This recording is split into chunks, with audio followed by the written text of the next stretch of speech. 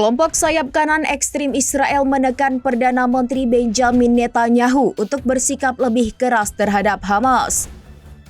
Desakan ini muncul menjelang sidang Dewan Keamanan PBB pada Minggu 10 Agustus 2025 yang membahas rencana perebutan Gaza City. Perang Gaza yang telah berlangsung hampir 22 bulan memicu perpecahan di masyarakat Israel.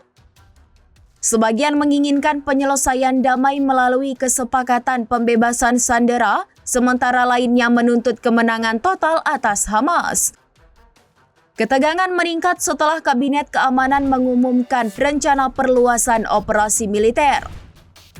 Menteri Keuangan Bezalel Smotrich dan Menteri Keamanan Nasional Itamar Ben-Gvir menginginkan kemenangan mutlak atas Gaza.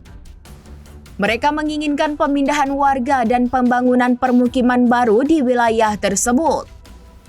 Sementara itu, keluarga sandera menuntut pemerintah menjamin pembebasan warga Israel yang masih ditahan Hamas. Mereka memperingatkan Netanyahu akan menghadapi protes dimanapun jika sandera terbunuh dalam operasi. Rencana ini mendapat kritik internasional. PBB dan sejumlah negara mendesak gencatan senjata untuk membebaskan sandera dan meringankan krisis kemanusiaan. Meski begitu, Netanyahu bersikeras Israel tidak akan menduduki Gaza, melainkan membebaskannya dari Hamas. Kementerian Kesehatan Gaza mencatat lebih dari 61.000 warga Palestina tewas akibat serangan Israel.